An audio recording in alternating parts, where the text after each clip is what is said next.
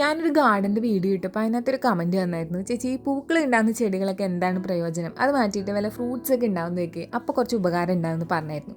പക്ഷേ നമുക്ക് പൂച്ചെടിയൊക്കെ വളർത്തുന്നവർക്കറിയാം, അതിനകത്തൊരു മുട്ടും കായൊക്കെ വരുമ്പം ഒരു പൂവൊക്കെ ഉണ്ടാകുമ്പോൾ കിട്ടുന്ന ആ ഒരു ഹാപ്പിനെസ് അതൊന്ന് വേറെ തന്നെയാണ്.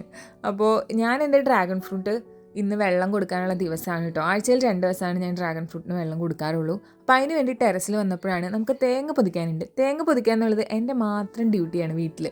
അത് ഒരുമിച്ച് ഞാനങ്ങനെ പൊതിച്ചിട്ടേക്കും. നമ്മുടെ വീട്ടിൽ തേങ്ങാപ്പാര ഇല്ലാത്തതുകൊണ്ട് ഒന്നുമില്ലെങ്കിൽ അയൽപ്പക്കത്തുനിന്നോ തറവാട്ടിൽ നിന്നൊക്കെ പോയി എടുത്തിട്ട് വന്നിട്ട് വേണം തേങ്ങ പൊതിക്കാൻ. അപ്പോൾ ബൾക്കായിട്ട് ഒരു 8-10 എണ്ണം ഒക്കെ പൊതിച്ചിട്ടേക്കും. ആവശ്യത്തിന് ഓരോന്ന് എടുക്കാറാണ് ചെയ്യുക.